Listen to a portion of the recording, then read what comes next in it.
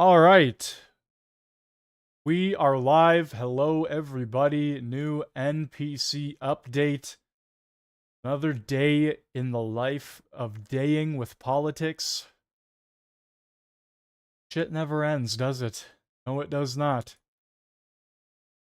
Mark Carney. Shit.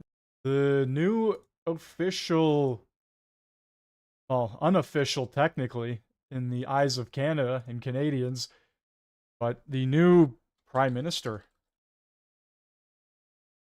Or temporary Prime Minister.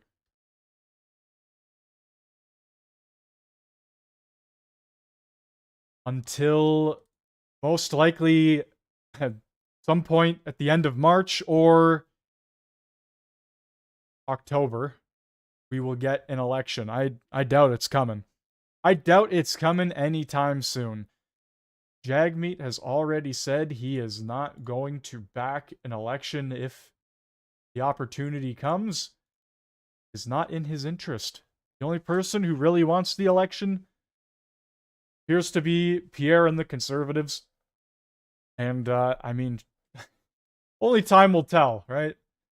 A lot of talk, not a lot of action in this country over the past few months. Parliament being prorogued so the Liberals can dance around and pick their new leader. The failing, crumbling party known as the Liberal Party of Canada struggling to keep afloat. It's just pathetic. Instead of getting a proper election and letting Canadians decide who runs the country, they propped up Mark Carney. About, 500,000 or so Liberal members voted, and Mark Carney takes the position. Not a real prime minister, just a man that's thrown into the position for the time being.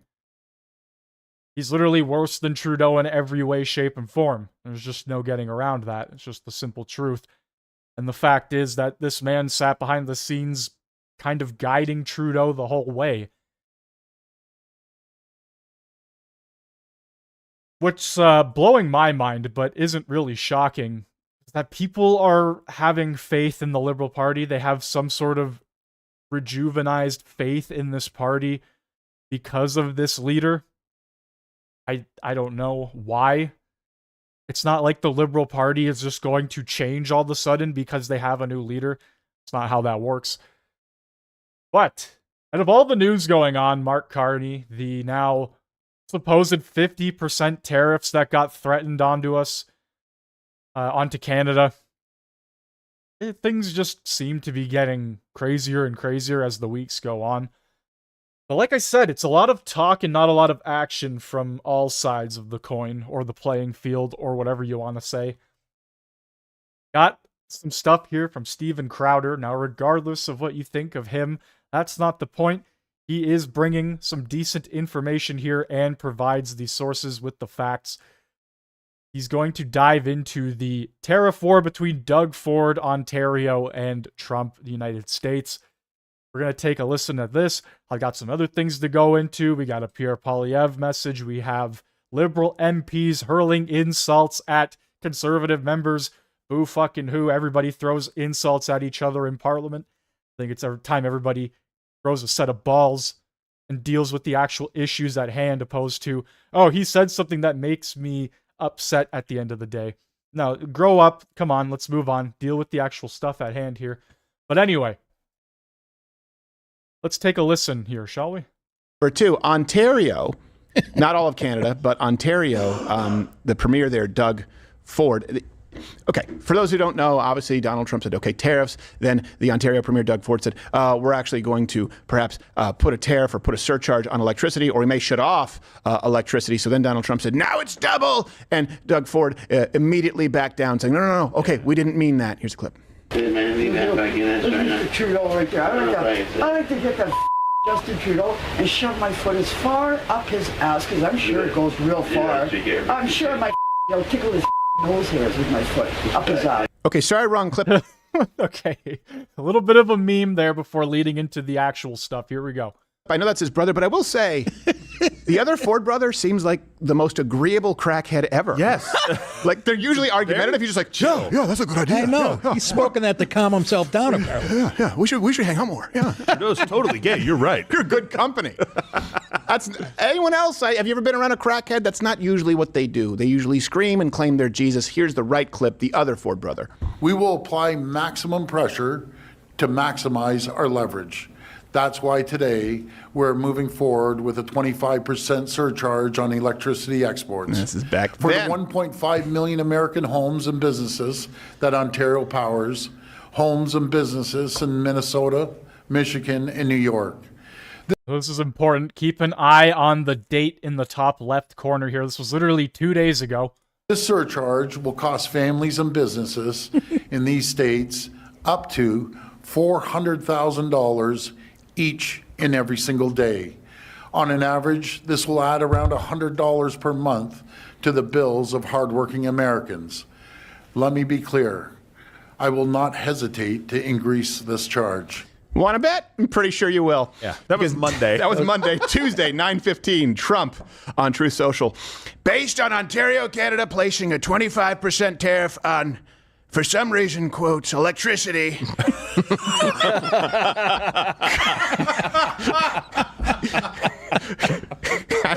I use that too. Coming into the United States, I have instructed my Secretary of Commerce to add an additional 25% tariff to 50% on all steel, aluminum coming into the USA from Canada, one of the highest tariffing nations anywhere in the world. If any other egregious long-time tariffs are not likewise dropped by Canada, I will substantially increase on April 2nd the tariffs on cars coming into the U.S., which will essentially permanently shut down the automobile manufacturing business in Canada. Those cars can be easily made in the USA.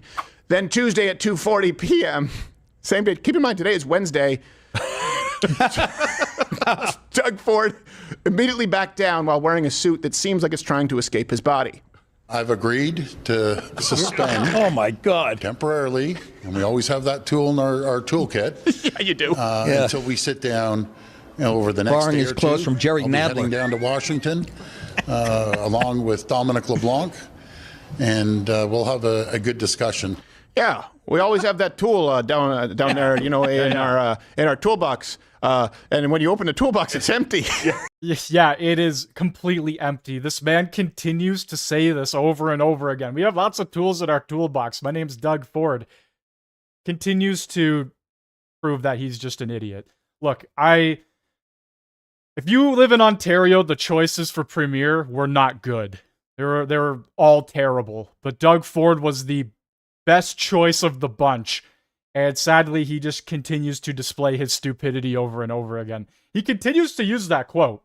We have lots of tools in our toolbox, and we're here to fight for Canadians all the way, yada yada. Continues to do absolutely nothing in terms of this tariff war. Doug Ford acting like the Prime Minister of Canada opposed to a premier, and at this point, it just kind of comes off as a joke. Moving on. Today, the Bank of Canada cuts rates for the 6th consecutive time while saying a tariff war with the United States could crush the Canadian economy. I think it's pretty safe to say that the Liberal Party has destroyed and crushed our economy for the past 10 years. The gaslighting and manipulation from the mainstream media as of recent has been tenfold, and it has been crazy to listen to. Yes, the tariffs on our country aren't helping in any way, shape, or form, but we can't ignore the fact that the Liberal government has put us in this position and has had 10 straight consecutive years of doing this. Now, all of a sudden, Trump gets into office and he's in power for a month and a half, almost 2 months, and it's Orange Man bad. Orange Man is the problem to everything we are facing in Canada. That's just simply not true. People need to lay off the mainstream media and actually take a look around. Yes, Trump isn't helping, but he is not the reason we are in this position. Today, we lowered our policy interest rate by 25 basis points. This is our 6th consecutive decrease and brings the policy rate to 3%. We also announced our plan to complete the normalization of our balance sheet, ending quantitative tightening. The bank will restart asset purchases in early March, beginning gradually so that its balance sheet stabilizes this year and then begins to grow modestly in line with economic growth. The potential for a trade conflict triggered by new U.S. tariffs on Canadian exports is a major uncertainty. This could be very disruptive to the Canadian economy and is clouding the economic outlook. U.S. trade policy is a major source of uncertainty. There are many possible scenarios. There's a lot we don't know. We don't know what new tariffs will be imposed, when, or how long they will last. We don't know the scope of retaliatory measures or what fiscal supports will be provided. And even when we know more about what is going to happen, I do need to be clear, it's still going to be difficult to be precise about the economic impacts because we have little historical experience with tariff changes of the magnitude that the U.S. is contemplating. Nevertheless, some things are clear. A long-lasting and broad-based trade conflict would badly hurt economic activity in Canada. At the same time, the higher cost of imported goods will put direct upward pressure on inflation. Monetary policy cannot offset this. What we can do is help the economy adjust. With inflation back around the 2% target, we are better positioned to be a source of economic stability. However, with a single instrument, our policy interest rate, we can't lean against weaker output and higher inflation at the same time. As we consider our monetary policy response, we will need to carefully assess the downward pressure on inflation from weakness in the economy and weigh that against the upward pressure on inflation from higher input prices and supply chain disruption. And what about the China tariffs? Oh no, everybody just likes to forget about that, don't they? Everybody just likes to ignore that. Everybody likes to give China a little pat on the back and a pass when it comes to literally anything. It's kind of wild. Reminder, the left said climate change was so important that they should be able to A, rip out all your gas appliances, B, ban your gas vehicle, C, tax you into oblivion for it, especially here in Canada where we have the carbon tax. They are now torching Teslas. It was never about the climate, it was about controlling you. And if we watch this video here, multiple Cybertrucks, Model Ts, or whatever the fuck they are, Tesla vehicles being or were torched. It just proves the left's derangement and insanity even further. All they did was push EV vehicles it's for the climate, we're going to save the world, you can no longer buy a gas-guzzling truck, we are putting grants for certain companies to switch over completely, to switch and move away from fossil fuels, to stop building sedans that run on gas, whatever the case is. But all of a sudden, the exact same left, when Elon Musk backs Trump, it's time to start torching all of these electric vehicles. At the end of the day, I don't really care. I think you should have the you should have the option to buy whatever vehicle you want. It's free market. You want to buy an electric vehicle, you can do that. You want to buy a gas guzzler, go ahead. I don't give a shit. You want to buy a hybrid, be my guest. But it's gotten to the point where they're now contradicting themselves because Orange Man bad. It's just pure insanity. These people are crazy, and it's right. It was never about the climate. It was about telling you how to live your life, and that's really what it comes down to at the end of the day. Because if they actually cared, they would be pushing these Teslas. They would want them to be successful. They would want every person to own one. But they can't separate the thing. They can't separate Musk from the car or the company or the brand or their so-called climate activism that they so badly want to enforce upon everybody. But then the next day they'll do something like this. It really shows you how these individuals think. And they put themselves on display like this every single day. It's just sad. It's a sad reality these people live in. Almost like some sort of disease, some sort of mental illness, if you would. Moving on, Pierre Poilievre reacting to Mark Carney's Liberal leadership win. This was about a day and a half ago. Let's take a listen. Thank you very much for coming, everyone, now in English. The Liberal establishment has installed Justin Trudeau's economic advisor as the next Liberal leader to trick Canadians into giving Liberals a 4th term in power. But he's just like Justin, and he's more of the same. We have the same Liberal MPs, the same Liberal advisors, the same Liberal promises, who will produce the same Liberal results. Doubling housing costs, doubling the debt, doubling lineups at food banks, enriching the global elites at the expense of the working class, and making our economy more helpless and reliant on the Americans than ever before. Now, Mark Carney is trying to hide from his record over the last 5 years of advising Trudeau in favor of raising carbon taxes, money-printing inflation, and blocking resource projects, all while he moved his company headquarters and jobs to the United States. You know, it's ironic. Mr. Carney is trying to distract from his many scandals and conflicts of interest, as well as his disastrous record as Justin Trudeau's economic advisor, by talking about Trump. He's the guy that sold out to Trump. 6 days after Donald Trump threatened Canada with tariffs to steal our jobs, Mark Carney announced to Brookfield shareholders that he would move his headquarters from Canada to New York. And when you asked him about it, he lied to your face. We got it in writing, and we proved it. He sold out Canada. He put his profit ahead of our people, and he did exactly what Donald Trump wanted. Never before have we had a Prime Minister so conflicted and compromised, and yet so little scrutinized. Just like when he supported carbon taxes in Canada while investing in American coal. He opposed Canadian pipelines while his company bought Middle East pipelines. He has millions of dollars of financial interests that run against Canada's national interests. He gets rich making Canadians poor. You can be sure about one thing. Donald Trump's going to have a briefing on his desk of all of Mark Carney's American investments. And he is going to leverage all of Carney's profit motive against the interest of the Canadian people. And we know Carney will sell out Canada for his personal profit. He's already done it. He's systematically done it his entire time as a corporate insider. Giving the Liberals a 4th term will not change any of that. Carney puts himself first.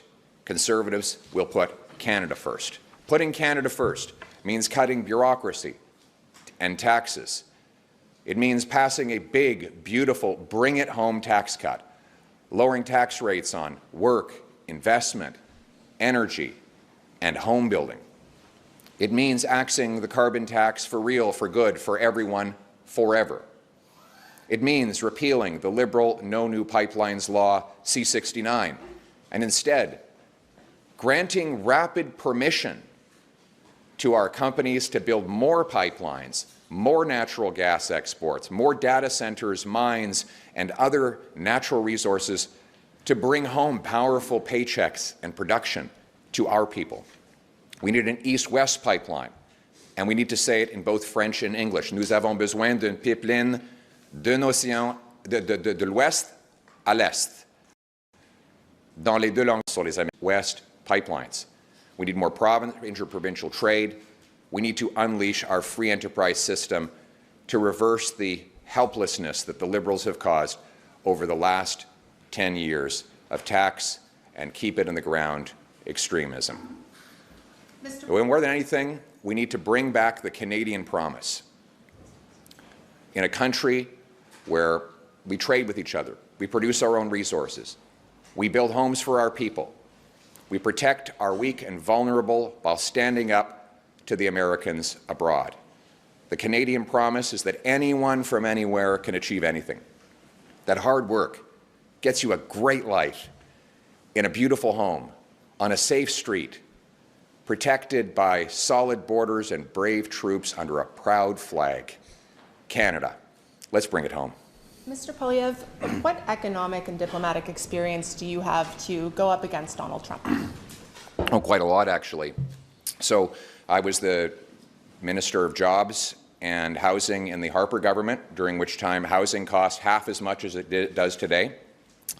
I helped Mr. Harper cut the GST, cut income tax, cut business tax, and balance the budget.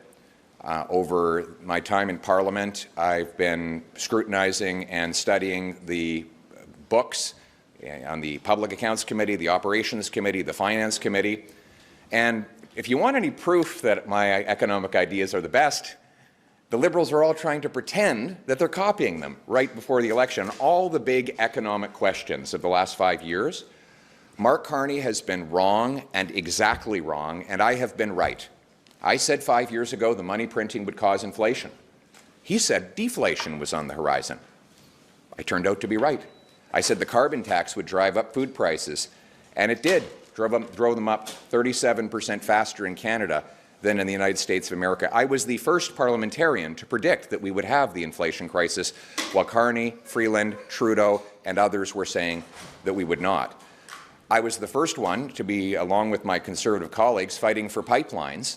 Pipelines now everyone claims that they support after opposing them for the last 10 years. So if Mr. Carney is so smart on economics, how is it that he was so wrong for so long on all of the economic issues?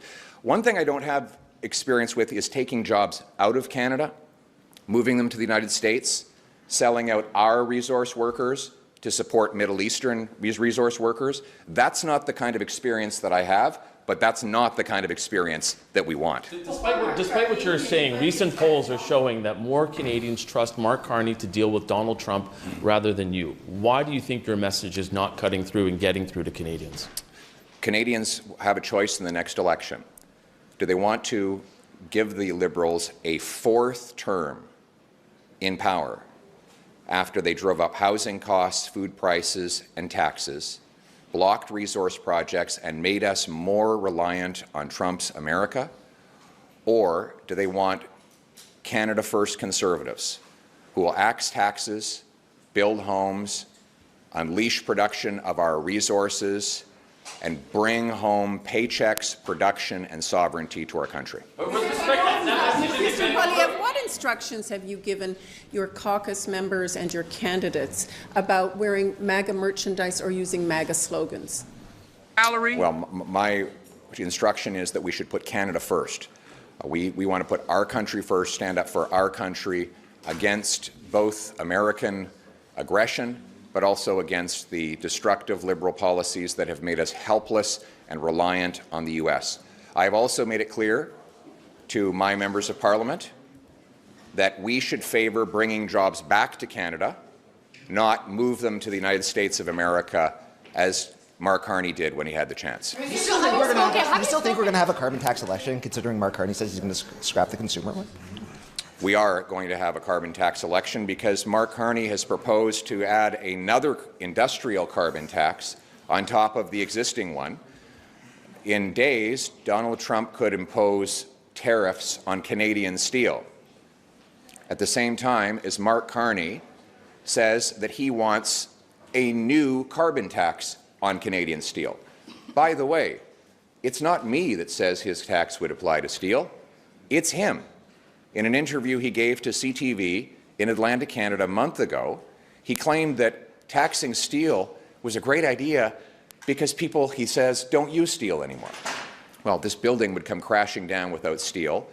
Automobiles would be impossible to make without steel. Our civilization is, the bones of our civilization is steel.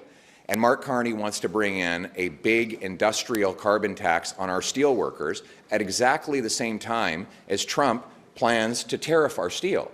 The combination of Trump's tariffs and carbon tax, Carney's tax, would destroy our steel sector and threaten our national security. Cette taxe carbone dont vous parlez, la portion industrielle.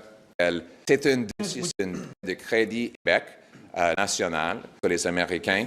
En ce qui concerne l'élection, that Mr. Harper offered him the post of finance minister.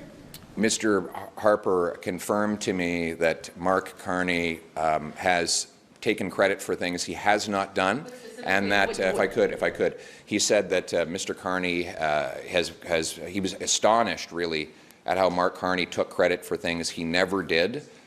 And at the same time, we know this is a pattern for Mr. Carney. He claimed that he helped Paul Martin balance the budget in 1998.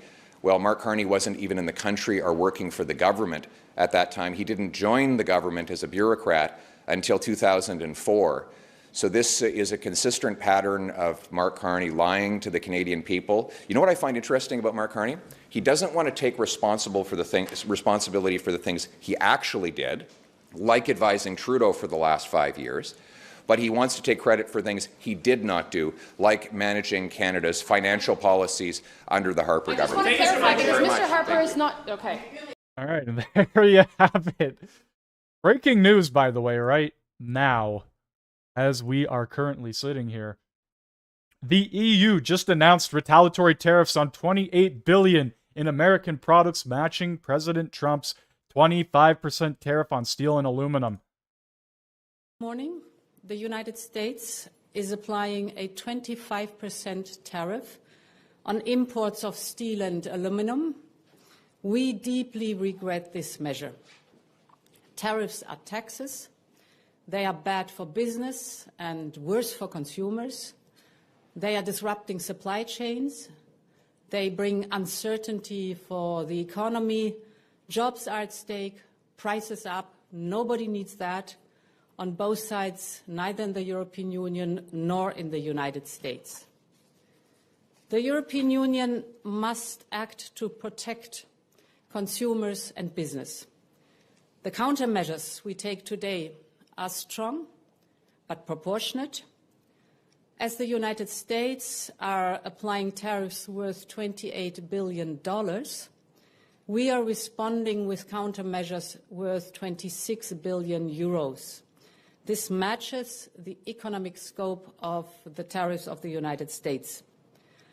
Our countermeasures will be introduced in 2 steps, starting with April 1st and fully in place as of April 13th.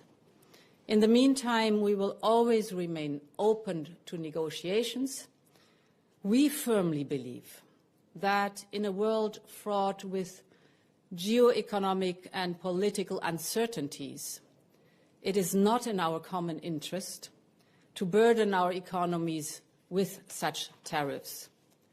We're ready to engage in a meaningful dialogue.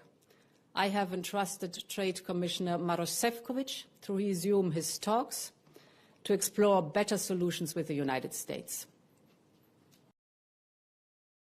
And there you have it. The EU doing EU things. Not shocking at all. Fuck, what a nightmare to live over there. Germany arresting their own people for posting political memes.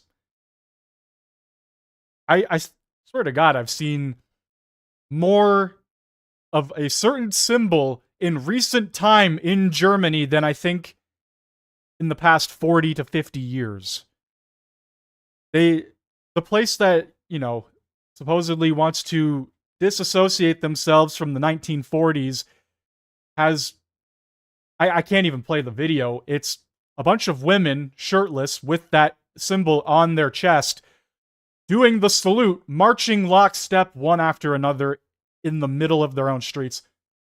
That's Germany right now, by the way. You could probably go find those videos on Twitter.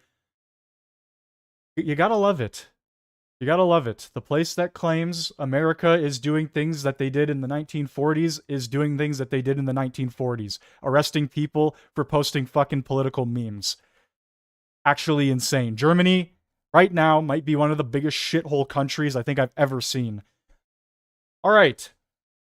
Taking a clip from Canadian Capital Clips because I could not find this anywhere to save my life. So thank you, Canadian Capital Clips, for uploading this.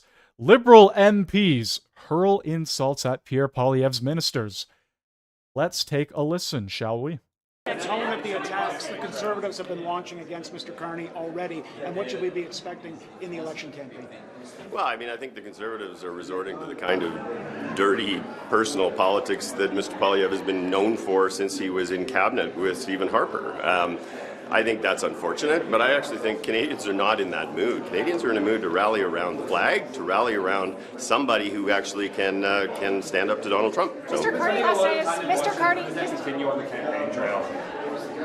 Well, it's a really good question. I mean, obviously, I think a number of us who are directly engaged in the discussions with the United States will need to continue to be engaged with the United States. We obviously need to do that in a thoughtful way and not in a partisan way. But, I mean, this afternoon I'm off to Houston to meet with my counterparts at CERAWeek in Houston. So, I mean, we need to continue to move forward, and Canadians would expect no less. Mr. Tax going up April 1. They did do some strong language about Mr. Poilievre as well as Mr. Trump.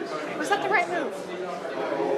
Well, look, I mean, Mr. Poilievre, as I said in French, has spent the last 2 years telling Canadians that Canada is broken. I don't think that's the way Canadians feel about Canada right now. They think Canada is the best country in the world in which to live, something worth protecting and something worth fighting for. And I think that's exactly what Mr. Carney said last night. So are you... I was just wondering, is the consumer carbon tax going up April 1? Well, I think... April 1. It's April 1st, sweetheart. Jesus Christ. These are the reporters asking questions. Is it going up April 1? What? What? Who gave you your reporter pass? There are some decisions that Mr. Carney's going to have to make, but he was very clear last night that the carbon tax is going away. So, well, I don't want to speak for Mr. Carney. I think those are some of the early decisions he's going to have to make. So. Are you concerned at all about, it was about 152,000 people voted out of the 400,000 Liberals registered. Are you concerned about that at all?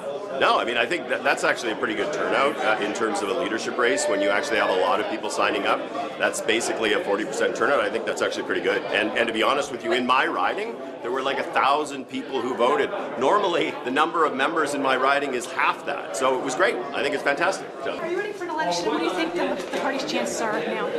I am ready for an election in Beaches East York, and I think we got a fair fighting chance now, yeah. Who wears a tie like that? Already attacking Mr. Carney. How do you think that's going to keep up, or what do you think what's going to happen in the election in terms of that? I did notice for a brief moment on Flag Day he flirted with putting the national interest first, and now he's back to attacking his opponents and putting politics first. Look, we're in a moment where I think we should be sitting down together as much as possible and saying, how do we work together to push back against the economic threat south of the border, and that's what we should be focused on. And last night, Mr. Carney had some strong words for Mr. Poilievre, but also Mr. Trump. What do you think that means for the U.S.-Canada relationship at this point, and as well, like, what did you think of, I guess, how strongly he came out against both of them? I think it was clear that he was going to continue with a really strong, forceful response. We've seen an incredibly forceful, strong response from the government so far in terms of retaliatory measures. And I wouldn't just say in a partisan way, pointing to the federal Liberal government. Of course, I think Trudeau has met the moment, but I would say premiers, too, have stood strong and enacted their own measures, and I think it's incredibly important that we stand united on that front. So you now have a new leader, Mark Carney. He's more further to the right than Justin Trudeau was. Do you think, like, for He's more further to the right than Justin Trudeau was? Where are you getting that from? In what way? Well, he's against the carbon tax for the consumers. Oh, he's against the carbon tax. That makes him far right. Oh my god, he's a far right extremist all of a sudden because he wants to get rid of the carbon tax. By the way, that comes off as complete and utter horseshit. This guy literally had a roadmap for the carbon tax and also said that the carbon tax as it currently stands is not harsh enough. Holy shite. The tax for the, sorry, I don't have the word. I wouldn't say it's on a left-right spectrum, though, right, when it comes to carbon pricing. I mean, carbon pricing is embraced by economists on the capital gains side. That's fair on the capital gains side, but it's a bit mixed, is all I'm saying. But yeah, look, I have written to say that it's really unfortunate that the carbon tax, the carbon price was effectively killed by misinformation and attacks.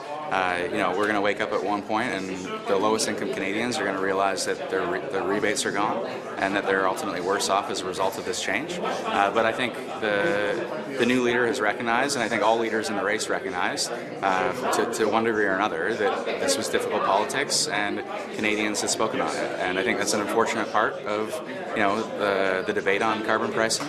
As it relates to the evidence, we know it works. We know it's the most efficient way of reducing emissions. No, it doesn't work. And as a matter of fact, middle-class Canadians are tired of being bled dry of every single penny they own just to fight this quote-unquote climate issue that, if we really want to dive into, places like China, India don't have any laws to combat this. If it's such a big fucking issue, then bring it to the national stage. Debate Xi Jinping about it if you really care so much about it. Stop taxing the ever-living fuck out of people here when we already have what is considered the lowest emissions rate probably in the world.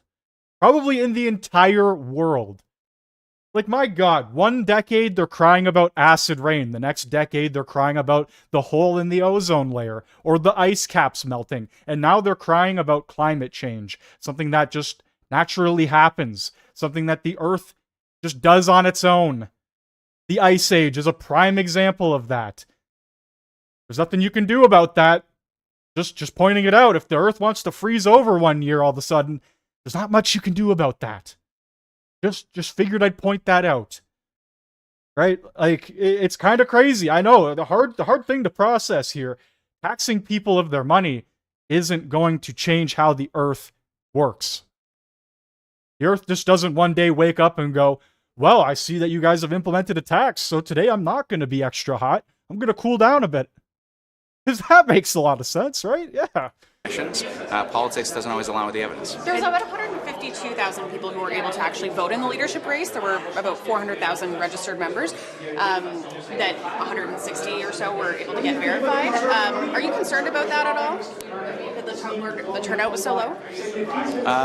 No, I haven't really dug too deeply into the numbers and what all. I heard overwhelmingly from people there were challenges and frustrations with voting. Obviously, you balance accessibility with security, but no, I thought it was a very large number of folks that ultimately were able to vote in the end, and obviously overwhelming results for Mr. Carney. Just to be clear on my question earlier, are you preoccupied that Mr. Carney would pull the party more to the right?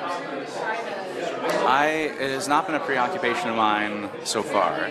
I supported Mr. Carney, and I support him for a number of reasons. One, I think it's a moment that we need seriousness and we need thoughtfulness in our politics. And look, in this moment in time, it's really important we have someone who's standing up for Canada with experience and a record that they can point to. So I think there are all sorts of reasons. When you think of the contrast between Pierre Poilievre and Mark Carney in this moment, I think it's very obvious that one is someone of substance and the other is just always on the attack. So I think for all sorts of reasons, I support Carney. In terms of the direction of the party, look, we're a Big Ten party, and my experience in this party has been that you're a big failing party that's going to lose a lot of seats in the upcoming election. my job as a member of Parliament for Beaches East York is to push and pull and push the party to be the best version of itself, and I'll continue to do that. All right, once again, thank you, Canadian Capital Clips, for re-uploading that, as I could not find that literally anywhere. As we were watching that stuff, Trump is currently speaking with the Irish Prime Minister a day before St. Patrick's Day. So I wanted to listen to a little bit of that. There's really not much going on in the news world right now. It's really just tariff this, tariff that. So while we watch this, I'm going to try and find a little more to cover. But right now, it's pretty dry in terms of everything going on. Like, yes, sure, Mark Carney just got pedestaled up into the position he's in. But, I mean, realistically, nobody gives a shit about Mark Carney or anything he has to say. If you've been paying attention for the past year or the past decade, you would understand that the Liberal Party is just the same thing, propping up a new puppet. They're not changing at all. And him claiming that he's going to remove a carbon tax, I don't actually buy that. I believe Carney would remove the carbon tax just as much as Jagmeet would want an election at the end of March. That's how much I believe that. Both of these individuals, Jagmeet, Carney, are deranged. They don't actually care about Canadians. They just care about their own pocketbook.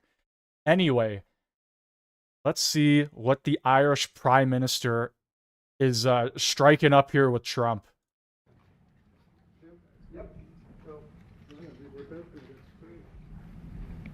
Thank you very much. It's a great honor to have Micheál Martin, Taoiseach, Ireland. It's a special place. It's a great honor. He's a very It special truly guy. is. He did it the hard way also. He served, and then he took a little time off, and then he served again. I've heard about that. That happens on occasion. And he's done very well. And we knew each other from a long time ago. But it's a great honor to have you in the Oval Office and have you at the White House. We have tremendous business relationships with Ireland, and that will only get stronger. The relationship we have personally and every other way is very, very strong and very, very good. So I just want to welcome you to Washington, D.C. and to our country, and thank you very much. May I thank you, President. It's a great honor for me to be here to celebrate St. Patrick's with you. Right. And I thank you for your hospitality and the warmth of your reception. And I commend you in terms of the work that you're doing, particularly in terms of the pursuit of peace, which we discussed earlier. And I think that's going well. And you really have, in the first sort of 100 days of this government, you've done some extraordinary things very quickly. Thank you.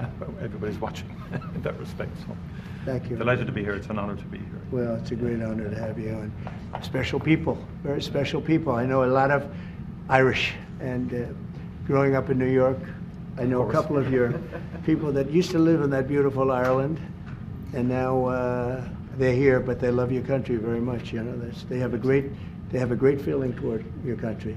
They have, and a lot come back for holidays and they come back. stuff like that, and checking out their family, ancestry, and things like that. You know. Great, fantastic people. Some go to Doonbeg as well. Yeah. And they go. We love Doonbeg. Okay, so as I find things, I'm just gonna cut in between here. Poilievre versus Mark Carney visiting steelworkers. Look at the difference. Holy. Look at the facial difference, the expressions, the amount of people standing behind these individuals is another thing that you would want to keep in mind as well. Wow. That is embarrassing for Carney. I love them. I don't know if I'll ever see it again. Maybe I won't, but I think I will. We'll get there. We're going to get there. It's a beautiful place, wonderful place. Any questions, please? Mr. President, on tariffs, how far are you please. President Trump, how worried are you about the counter tariffs from the EU, which were announced yesterday? And also, how worried should Ireland be, given the fact that it has a massive trade surplus with the US, over $50 billion? Micheál Martin might be quite nervous about what you're going to tell him today. Well, I don't think he looks nervous to me. And if he was nervous, he wouldn't show it. No, we do have a massive deficit with Ireland, because Ireland was very smart. They took our pharmaceutical companies away from presidents that didn't know what they were doing. And, you know, it's too bad that happened. It's a tremendous job. Look, the Irish are smart. Yes, smart people. And you took our pharmaceutical companies and other companies, but, you know, through taxation and proper taxation, they made it very, very good for companies to move over there. And we had presidents and people that were involved in this that had no idea what they were doing, and they lost big segments of our economy. The European Union treats us very badly. They have for years. I saw that. I had it out with them in my first term. It did well, but we had to solve other problems, and we did. But European Union's been very tough, and it's our turn too. You know, we get a turn at that also, but they have not been fair. They sue our companies and win massive amounts of money. They sued Apple, won $17 billion, and they use that for other reasons, I guess, or to run the European Union. So I'm not knocking it. They're doing what they should be doing, perhaps, for the European Union, but it does create ill will.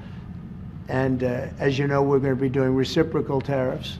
So whatever they charge us, we're charging them.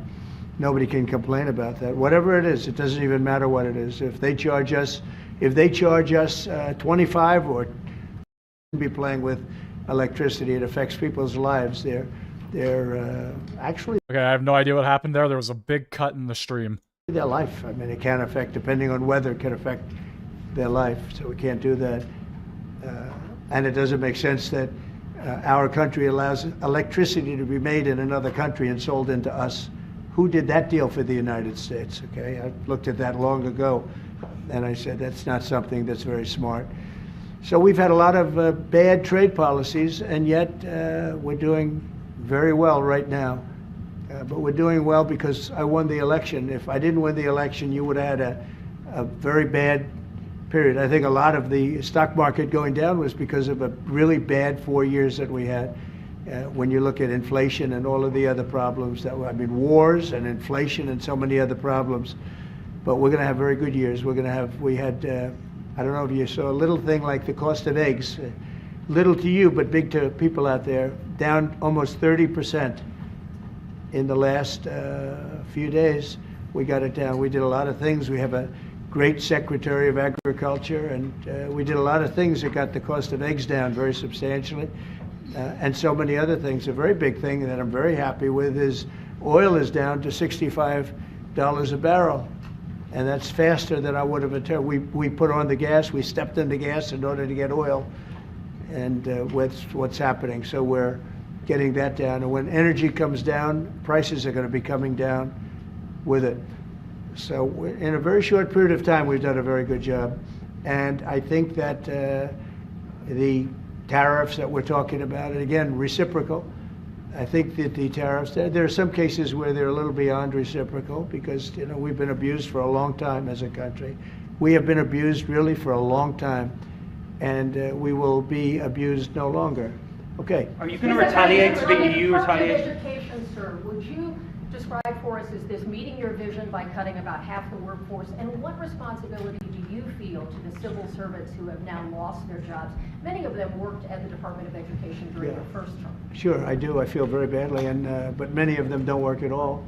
Many of them never showed up to work. Many of them never showed up to work, Kelly, and unfortunately, and that's not good. And when we cut, you know, we go, and that's what I had a number of meetings with a lot of people over the last couple of months. When we cut, we want to cut, but we want to cut the people that aren't working or not doing a good job. We're keeping the best people. And Linda McMahon is a real professional, actually a very sophisticated business person. And she cut a large number, but she kept the best people. And we'll see how it all works out. But our country was run very badly. I mean, whether it was that or contracts that were signed that was so bad, so obviously bad, and I go through them in speeches. I could go through them all day long. I could read for billions and hundreds of billions of dollars, and all of that fat and waste and fraud and abuse is being taken out. But it's incredible what's happened. Now, Department of Education's maybe more so than any other place has a lot of people that can be cut. They're, number one, not showing up to work. Number two, they're not doing a good job. And if you take a look at our education process, and if you look at the charts, because they have numerous charts where they do the top 40, we're at number 37, 38, 39, and 40. And recently they hit, during Biden's last few days, they hit last. So they were number 40, and yet we're number one in cost per pupil. So it's pretty bad. But we have a dream, and you know what the dream is? We're going to move the Department of Education. We're going to move education into the states, so that the states, instead of bureaucrats working in Washington, so that the states can run education. It's crazy to me. In any normal job across the board, no matter what you do, if you mess up, do your job poorly, whatever, you get fired.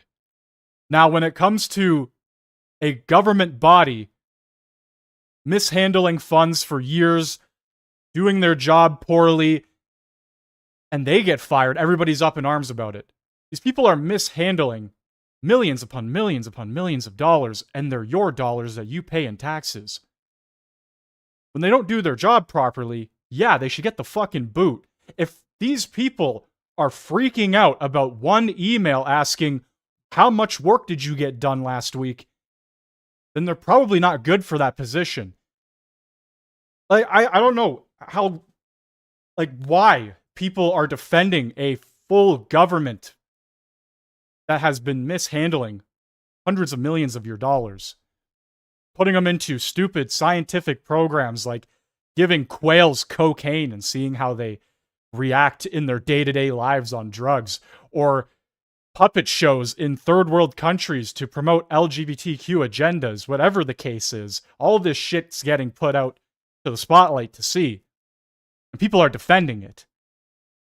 It's idiocracy. It's insanity. Any other job, a retail job, you get 3 strikes, depending on what you do, maybe 1, and you're fired. If you are in a medical position and you fuck up, you're fired.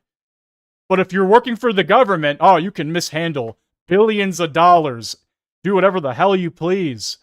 Oh, you got an hour's worth of work done last week?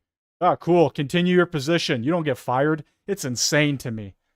And you have Norway, you have Denmark, you have Sweden, you have Finland, you have various countries that do very well. You also have China that does very well in education, which is a pretty big tribute to China, I must say. 1.4 billion, and they're in the top 10, and it's pretty amazing. So we can't blame size anymore. You know, normally you'd blame size. It's too big, how can you do it?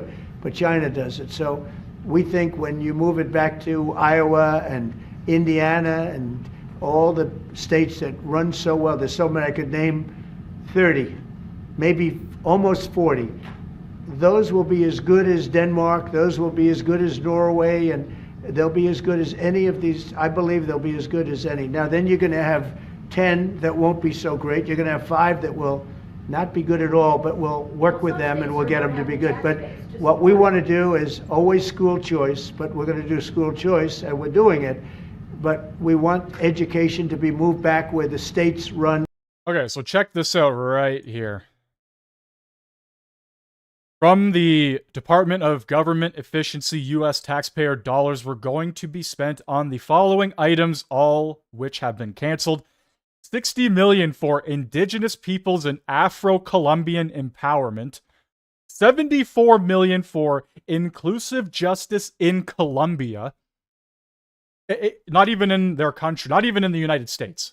Fucking Colombia. $79 million for primary literacy in Kenya. $37 million for female empowerment in Colombia. $8 million to reduce stigma, discrimination, and violence against LGBTQ communities in...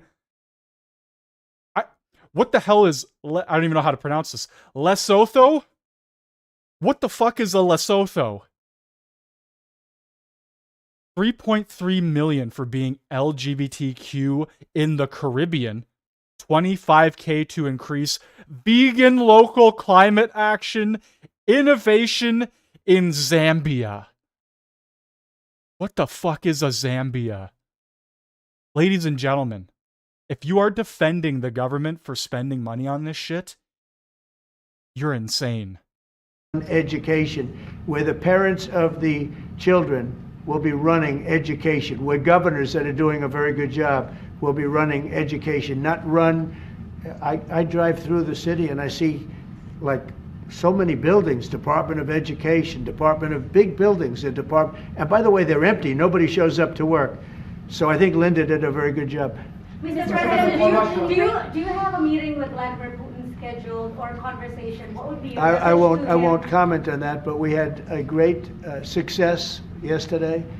We have a full ceasefire if it kicks in. We have to see. It's up to Russia now, but we've had a good relationship with both parties actually, and we'll see. We'll be knowing people are going to Russia right now as we speak, and hopefully we can get a ceasefire from Russia. And if we do, I think that would be 80% of the way to getting this horrible bloodbath finished. It's a bloodbath is taking place over there. On average, 2,000 to 3,000 young people a week are being killed in that stupid war that would have never happened if I were president. So we have people going over there. Mr. VP, do you have anything to say about it? Because you're very much involved. What's going to happen? Well, we've got some conversations that are happening on the phone and in person with some of our representatives over the next couple of days. As the president said, we think that we're in a very good place where the Ukrainians have agreed to a ceasefire, and we're now going to see whether we can get the Russians to agree to a ceasefire too, and we'll certainly have news on that when we find out that news. Are you confident that President Putin will keep the ceasefire, considering that he's broken them in the past? We haven't spoken to him yet with substance, because we just found out and we just were able to get Ukraine to agree. So we're going to know very soon. I've gotten some positive messages, but a positive message means nothing. This is a very serious situation. This is a situation that could lead to World War III. And Biden should have never let it happen. Incompetence allowed this to happen. This shouldn't have happened. October 7th in the Middle East should have never happened with Israel. The horrible leaving, the way they left Afghanistan should have never happened. Inflation should have never happened. You know, we have great inflation numbers, by the way, just got released. Inflation is way down, and it's based on what we've done, and we've done it in a very short period of time. You know, we had virtually no inflation. For 4 years, we had almost no inflation, and when these characters took over, we went from no inflation to the worst inflation probably in the history of our country. So it's very interesting. Go ahead. Are you going to retaliate against me? And by the way, I have to speak of inflation. I love these socks. What's with these socks? It's in honor of the T-shirts. I'm trying to stay focused, but I'm very impressed with the VP's socks. That the United States is recognized as having such an important role in the peace process, and yet half the parties from the Northern Ireland government have decided not to come to St. Patrick's Day celebrations. They haven't what? They have boycotting the St. Patrick's Day celebration. What are they boycotting? They are talking about your position on Gaza as one of the reasons why. Oh, I haven't heard that. I really haven't heard that. Look, can I just say, I've got to pay tribute to the President on the peace initiatives. The one thing we've learned in Ireland about the peace process that you've just spoken about, and I recall back in the early 90s, when the first tentative steps to get peace in Ireland, people criticised people like John Hume or people like Albert Reynolds, then Taoiseach. But they kept going. And when we got that ceasefire in 1993, okay, it took a number of years to get the comprehensive peace settlement. But again, the guns more or less largely went silent. The war in Ukraine is a devastating war on young people. And I think that very simple, straightforward narrative is to be commended. We all have children. We would be shocked at the prospect of young people losing their lives in that number, be they Ukrainian, be they Russian, whatever. Anything we can do to stop the violence, I think, is an extremely positive day. And there will be all sorts of people having qualifications on it and all the rest of it. It's our job then to work on it and to try and build it, Europe, US, and everything. I'm not gonna lie, the PM of Ireland actually seems like a half-decent guy. I don't know too much about him, but based on this alone, he doesn't seem that bad. Alright, doing a brief cut in here, another thank you to Canadian Capital Clips. I don't know where the hell he got this, probably on the CPAC site, but we have MP Guilbeault not happy with the far right-wing extremist Carney canceling the carbon tax.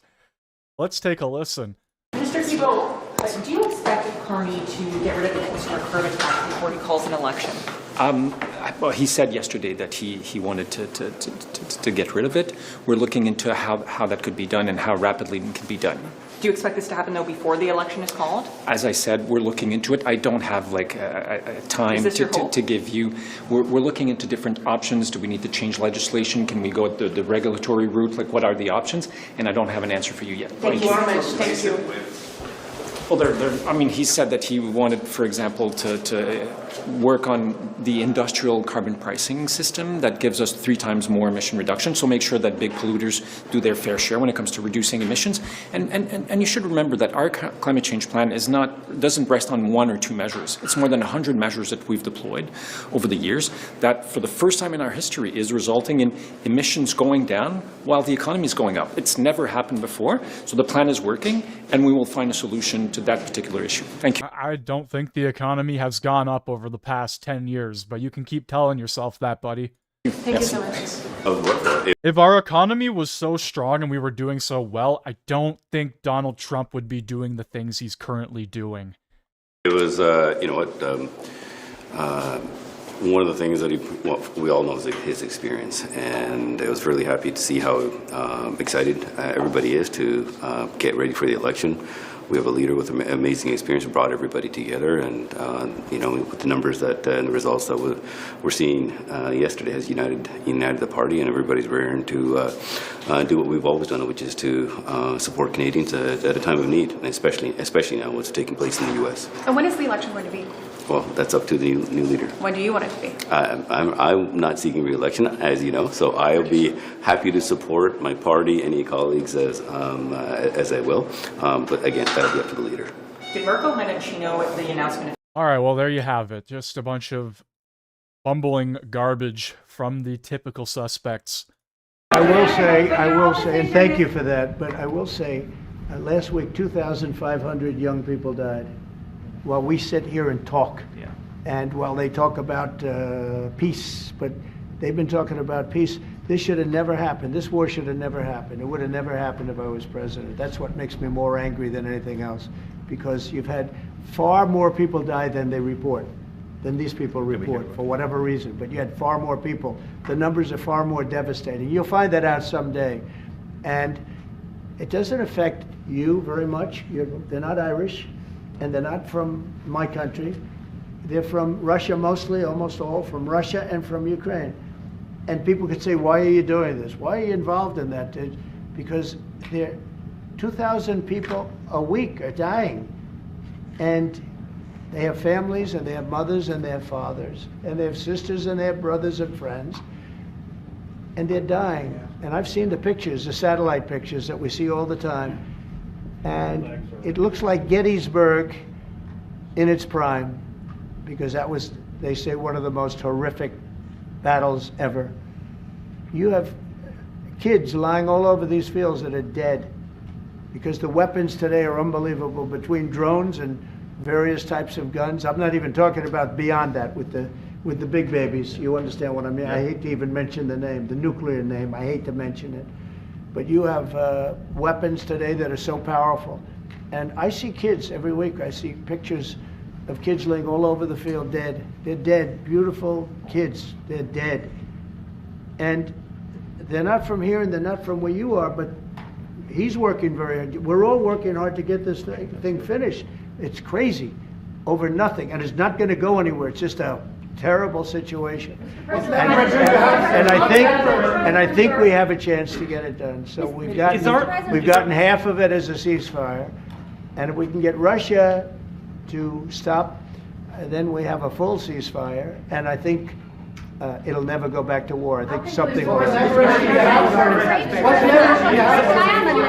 I ask you about Ireland's relationship with Israel? There's been a lot of talk recently. The government are looking to bring in what's called the Occupied Territories Bill, which would ban goods from occupied territories. I know you met with Prime Minister Netanyahu recently. Did Ireland come up in that conversation? Did he raise any concerns about the Irish government? One thing I'll tell you, you're not from Israel, that's for sure, huh? She's definitely not from Israel. It's an interesting question coming from you. We talk about everything. Israel has been under siege, as you can see, and they had to fight back. October 7th was a terrible thing. People don't like to mention it, but it was a terrible, terrible day in the life of the world. And it's amazing the way people don't mention that, but it was, I've never seen anything like it. Those are other clips I get to see. You know, as president, you get to see clips that you'd rather not see, but I see clips, and that was a terrible day for the world. And we're working hard with Israel. We're working hard to see if we can solve the problem. I will say I just saw 10 hostages, and they were treated really badly. They were really treated badly. I was shocked. I asked them, was there any kindness shown? They were in there. One was in there for 500 days. One was 323 days. I said, was there any, 10 of them, I said, was there any kindness displayed? Like, did they ever, like, say, don't worry, you'll be okay? Or give you a little wink, or give you, like, an extra slice of bread or something? And everybody said, all of these people said, zero. It was hatred. It was pure hatred. So, I mean, that's a very deep-seated problem. Could you give the Taoiseach some advice? Ireland is in the midst of a housing crisis now, and I know you have a lot of experience as a businessman. how can the state build tens of thousands of houses at speed? You know why they have a housing crisis? Because they're doing so well. They can't produce houses fast enough. That's a good problem, not a bad problem. That's a pretty good answer, President. I don't know if that's a good problem. We're having the exact same issue here. No, it's true. Will you put more tariffs on the EU, Mr. President? Mr. President, will you... Everybody should have that problem. That's okay. Will you put more tariffs on the EU? I know this gentleman. He'll get it solved. Will you put more tariffs on the EU? Will you respond to their retaliation? Oh, of course I'm going to respond. You will retaliate The with problem more is tariffs. our country didn't respond. Look, the EU was set up in order to take advantage of the United States. Including Ireland? Is Ireland taking advantage of the US? Of course they are. I can't, I have great respect for Ireland and what they did. And they should have done just what they did. But the United States shouldn't have let it happen. We had stupid leaders. We had leaders that didn't have a clue. Or let's say they weren't business people, but they didn't have a clue what was happening. And all of a sudden, Ireland has, our pharmaceutical companies and other, this beautiful island of 5 million people has got the entire U.S. pharmaceutical industry in its grasp. And, you mentioned housing and you mentioned other things. I mean, I have property in Ireland, as you know, and I love it. It does great. But I'd like to see the United States not have been so stupid for so many years, not just with Ireland, with everybody. I looked at trade deals. I was telling the group yesterday, I looked at trade deals in term one. It's one of the reasons I decided I had to do this, because somebody had to straighten it out, and I didn't see anybody that was going to. I looked at trade deals that were so bad, I'd actually say, how is it possible that this could have happened? Who would have been so stupid to let these deals happen? For instance, when the pharmaceutical companies started to go to Ireland, I would have said, that's okay if you want to go to Ireland. I think it's great. But if you want to sell anything into the United States, I'm going to put a 200% tariff on you. So you're never going to be able to sell anything into the United States. You know what they would have done? They would have stayed here.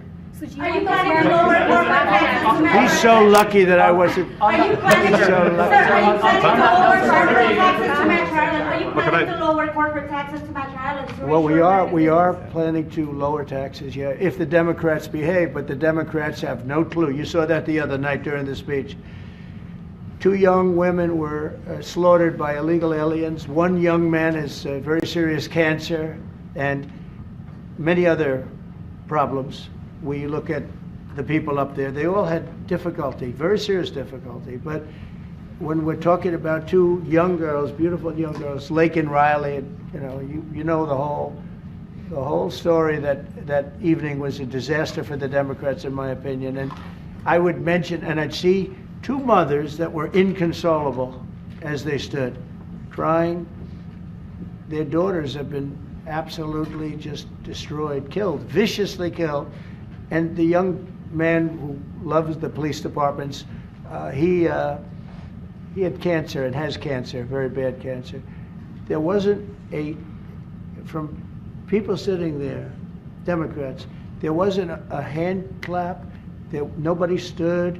They were just stone-faced. These people are sick. There's something wrong with them. There was no standing for anybody.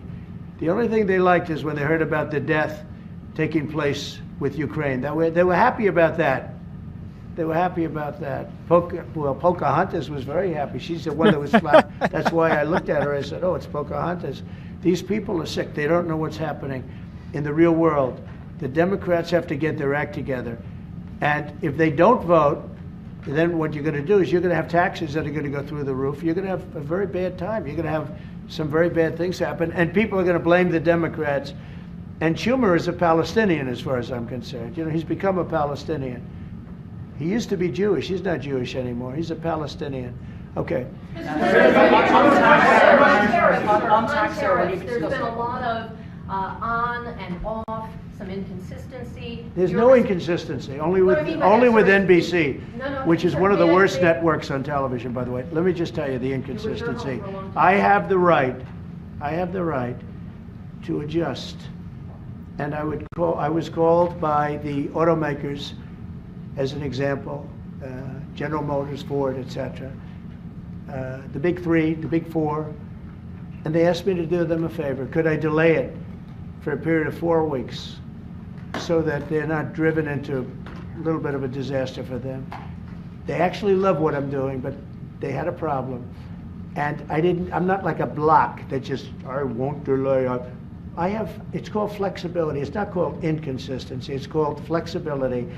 And I think you want me to be flexible too. Is flexibility going to be your ongoing view towards? Sure, I'll always have flexibility, but there will be very little flexibility once we start. April 2nd is going to be a very big day for the United States of America. The United States of America is going to take back a lot of what was stolen from it by other countries and by, frankly, incompetent U.S. leadership, grossly incompetent. I gave you an example of Ireland. I would have never let that happen. Impossible for that to have happened. But we're going to take back our wealth, and we're going to take back a lot of the companies that left are coming back. If you haven't read, we have the biggest computer chip company ever, has virtually all of the market. I didn't call them, they called me. And they called for 2 reasons. Number one, we had a great election of somebody that they want running the country. And we won in a big mandate. We won every swing state. We won by millions of votes. We won by 2,750 districts to 500. Think of that, 2,750 districts to 500. That's why the map, when you looked at it, was entirely red, meaning Republican. Not meaning communist. Meaning so anyway, look, this country needed somebody to defend it. It's this big, beautiful place that was being ripped off by illegal immigrants coming in from prisons, coming in from mental institutions, gang members, gang leaders, drug dealers, pouring into our country with the open borders. I am so angry at the last 4 years at what they've done to our country, what they've done to this country between inflation, but maybe the most that bothers me is that they would allow millions of people to come into our country that are stone cold murderers, killers, drug dealers, the worst gang members, the worst people allowed into our country. And we're now getting them out. We're going to get them out. We're getting them out. I want to thank Tom Homan, by the way. He's doing a great job. And I want to thank Kristi Noem, who's doing a fantastic job. This is a job that's so unnecessary. This should have never happened. This should have never happened. So we're bringing back our country in many ways, not only financially, and financially we'll be stronger than ever before. I think the markets are going to soar when they see what's happening. I'll tell you what, I'm called every day by numerous big companies. I spoke at the Business Roundtable yesterday. They had the largest attendance they've ever had. And these are only the CEOs and chairmen, but mostly the people that run, the boss, the people that run the top 150 companies. 150 people showed up. Every single company showed up. First time it ever happened. It's been around a long time. The biggest business leaders. We had a great discussion. Went really well. And I want to tell you, there's tremendous optimism out there about our country in terms of regulations being cut, in terms of taxes being cut. And it would be great if the Democrats would do what's right. It would be great if the Democrats would do what's right for our country for a change, because they really are there. They've lost their way. They've lost their way. They think that people pouring into our country from prisons, jails, murderers. We have 11,088 murderers that were allowed into, people that murdered people, half of which murdered more than one person in our country. We're getting them the hell out. But who would allow this to happen? Who would allow men to play in women's sports? And they're still fighting it. It's got to be a 95% issue. But they're on television this morning. I see this person, a Democrat, say, we should have the right. No. Men should not be, they're hurting women. They're hurting. Yes, they are. Agreed big time. A lot of reports about that stuff too, especially when it comes to boxing, MMA.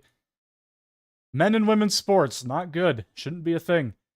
The last thing I want to cover here, because that interview is probably going to go on for a long time, a very long time.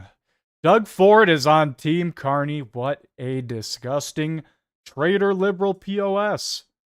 You guys are going through a transition in leadership as well. You're about to have a new prime minister, Mark Carney. Yes. Have you spoken to him since he won? And where do you expect him to take this fight? Well, I spoke to him yesterday. He's a very bright individual. He understands finances like no other person. And we need to sit down, which we will tomorrow. We're going to have breakfast tomorrow morning, and we'll have a strong strategy. You guys are going through a transition in leadership as I mean, he's made this very clear from the get-go that he doesn't believe in political stripes and he will have a conversation with anybody. But the Liberal Party might be some of the most corrupt garbage I've ever seen in my life. They literally prorogued Parliament for months so they could run their own inner circle and have a new leader be propped up. They just threw him into the power. They, like, the Liberal Party acting like a dictatorship. One leader steps down and they prop up another leader directly into power. It is some of the most wild shit I have ever seen. And Doug Ford, yeah, is the walking advertisement for staying in school. I think that's a good way to put it. All right, guys, thank you for watching. That is going to bring an end to today's stream. I hope you enjoyed. Hopefully you have a great rest of your day or night, depending on where you are from. And I will see you next Wednesday for the next NPC update, unless anything crazy happens in between now and next Wednesday. But as of right now, it's looking to be the same old sob story bullshit from all sides. Anyway, have a great rest of your day or night. Take it easy. Adios.